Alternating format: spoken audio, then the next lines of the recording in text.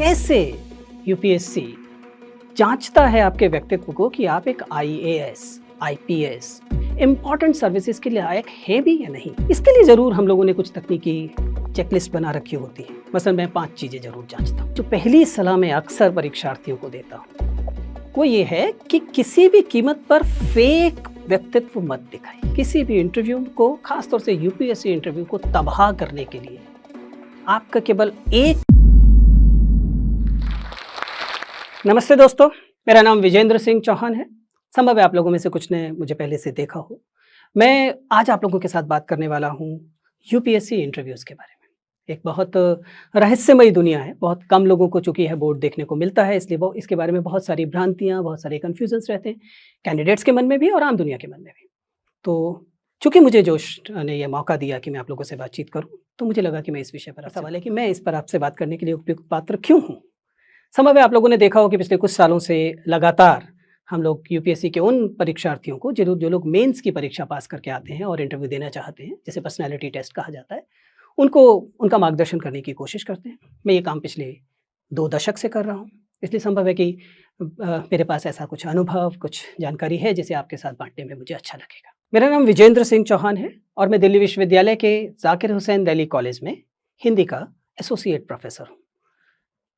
मेरा जन्म दिल्ली की अनधिकृत कही जाने वाली एक बस्ती भजनपुरा में हुआ। एमसीडी के स्कूल से, फिर दिल्ली सरकार के स्कूल से और उसके बाद दिल्ली विश्वविद्यालय के जाहिर है कि सरकारी कॉलेज से पूरी की। ये ग्रेजुएशन मैंने 1993 में किया। उसके बाद पोस्ट ग्रेजुएशन, एमफिल, पीएचडी, ये सब करने के बाद मैं दिल्ली विश्वविद्यालय के इसी कॉलेज, जिसका मैं कभी छात्र हुआ करता था, इसी कॉलेज में पढ़ाना मैंने शुरू किया और अब मैं वहाँ एसोसिएट प्रोफेसर हूँ। आज हम जिस विषय पर बात करने वाले हैं वह है यूपीएससी का इंटरव्यू। आप सभी जानते हैं कि यूपीएससी की जो सिविल सेवा की परीक्षा है उसके कई चरण होते हैं। प्रारंभिक चरण है जिसे प्रारंभिक परीक्षा प्रीलिम्स कहते हैं। उसके बाद मेंस की परीक्षा होती है और मेंस की परीक्षा में जो थोड़े से लोग उत्तीर्ण होते हैं उन्हें मौका मिलता है यूपीएससी के इस बोर्ड के सामने आने का। यूपीएससी का यह बोर्ड आपके व्यक्तित्व का मूल्यांकन करता है। आप में से बहुत सारे लोग होंगे जो देश के अलग अलग शहरों में बैठे होंगे, दिल्ली जैसे महानगर में नहीं होंगे। उन लोगों के मन में अक्सर ये भ्रांति होती है कि शायद यह परीक्षा और ये पर्सनैलिटी टेस्ट, ये इंटरव्यू केवल महानगर के लोगों के मतलब की चीज़ है। हमें अक्सर ऐसे परीक्षार्थियों से, ऐसे कैंडिडेट से मिलने का मौका मिलता है जिन्हें इसे लेकर अक्सर भ्रम होता है। तो मैं आज इस बात का फ़ायदा उठाऊँगा कि मैं आपके बीच हूँ, कि मैं बता सकूँ कि दरअसल ये पर्सनैलिटी टेस्ट है क्या, कैसे यूपीएससी जांचता है आपके व्यक्तित्व को कि आप एक IAS, IPS, Indian foreign service, revenue service जैसी इंपॉर्टेंट सर्विसेज के लायक है भी या नहीं। और यदि आप ये परीक्षा पास करने का मन बनाए हुए हैं तो कैसे आप इस इंटरव्यू टेस्ट को पास करेंगे, क्या तरीका अपनाने की। सबसे पहले तो यूपीएससी स्वयं ही बता देता है। अगर आप यूपीएससी के नोटिफिकेशन को देखें, हर साल यूपीएससी अपनी परीक्षा में नोटिफिकेशन जारी करता है और उस नोटिफिकेशन में साक्षात्कार में क्या जांचा जाएगा इसकी भी घोषणा करता है। यह घोषणा क्या है? पहला वाक्य तो साफ साफ ये बताता है कि यह एक व्यक्तित्व परीक्षण है या कोई इंटेरोगेशन नहीं है। जिसका क्या मतलब है? ऐसा नहीं है कि यूपीएससी ये मानकर चल रहा है कि आपने कुछ बहुत सारी चीजें छिपा रखी हैं और वह इन प्रश्नोत्तर के इस पूरे कार्यक्रम में, इस पूरे व्यक्तित्व परीक्षण में उन चीजों को छीनने की, उनको निकालने की कोशिश करता है। नहीं, ये केवल आपको अपने व्यक्तित्व को प्रस्तुत करना है और यूपीएससी के उस बोर्ड को ये जांचना है कि आपके अंदर व्यक्तित्व में वे कौन कौन से गुण हैं जो शायद इन सेवाओं के लिए उपयुक्त है। तो जैसा मैंने कहा, सबसे पहले तो नोटिफिकेशन साफ साफ कहता है कि यह व्यक्तित्व परीक्षण जांचने की कोशिश करता है कि आप में इंटेग्रिटी, ईमानदारी, बौद्धिक ईमानदारी और नैतिक ईमानदारी है या नहीं है। यह परीक्षण यह बताने की कोशिश करेगा कि आप तार्किकता से भरे हुए हैं कि नहीं, आप संवेदनशीलता से भरे हुए हैं कि नहीं। अब जरा दोबारा से सोचिए, बांदा में बैठे हुए लोग, पटना में बैठे हुए लोग, भोपाल में बैठे हुए लोग, एटा में बैठे हुए लोग, क्या उनमें इंटेग्रिटी, ईमानदारी, आत्मसातीकरण करने की क्षमता दिल्ली के लोगों से कम होगी, मुंबई के लोगों से कम होगी, पुणे के लोगों से कम होगी? नहीं। अतः ऐसा नहीं है कि व्यक्तित्व परीक्षण में छोटे शहरों से आने वाले लोग, व्यक्तित्व परीक्षण में महानगर के बड़े बड़े विश्वविद्यालयों से न पढ़े हुए लोग अच्छा नहीं कर सकते। हमारा बार बार अनुभव ये रहा है कि वे विद्यार्थी जो ऐसी जगहों से मुख्य परीक्षा पास कर पाते हैं, वे इंटरव्यू में, साक्षात्कार में अक्सर बहुत अच्छा प्रदर्शन करते हैं। और इसकी वजह ये नहीं है कि कोई यूपीएससी उनको खैरात में, चैरिटी में अधिक अंक दे देता है।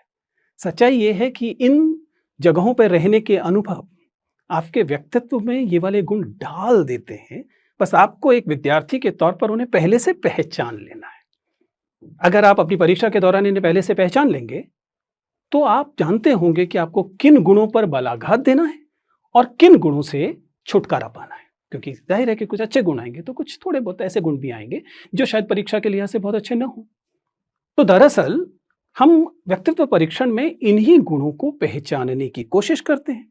कैसे करते हैं? मैं एक बहुत आसान सा जंतर आपको देना चाहता हूं।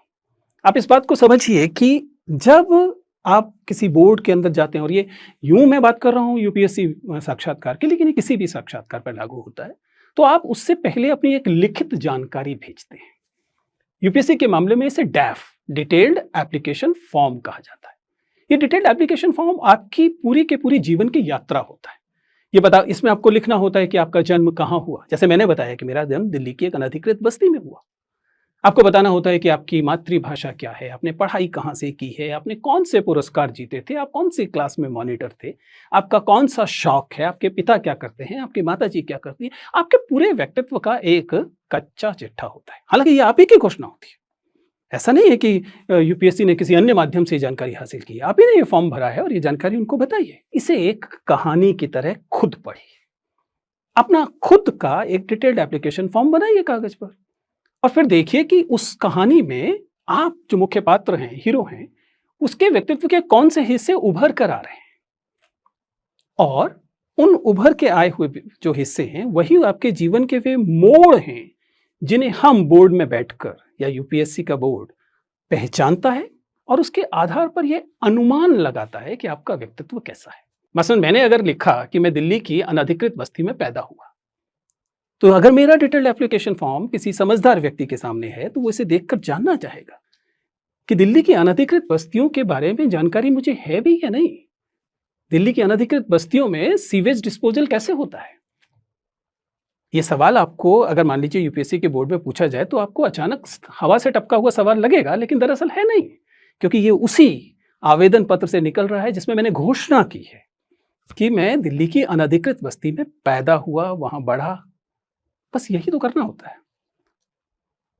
अब सवाल है कि परीक्षार्थी इसमें क्या करे। वो अपने पैदा होने की जगह नहीं बदल सकता, उसे बदलने की जरूरत भी नहीं, क्योंकि जैसा मैंने कहा, आपके जीवन के चाहे कोई भी अनुभव क्यों ना हो, वे तमाम अनुभव आपके व्यक्तित्व में कंट्रीब्यूट करते हैं, आपके व्यक्तित्व में शामिल होते हैं।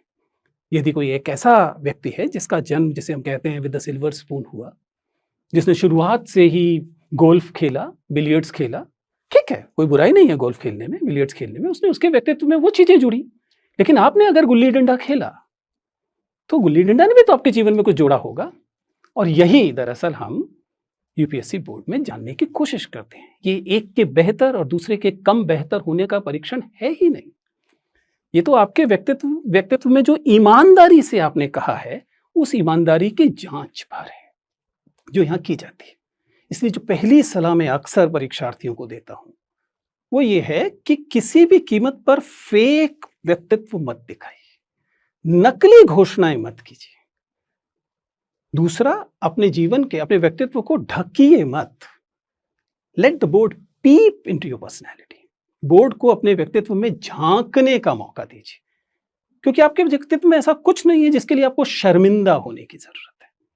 चाहे आप 10वीं क्लास में फेल हो गए थे, चाहे आपके पिताजी किसी खोमचे वाला कार्य करते हैं, चाहे आपकी माताजी घरेलू महिला हैं और वह बाहर कामकाज नहीं करती है, इनमें से कुछ भी शर्मिंदगी से भरा हुआ नहीं है।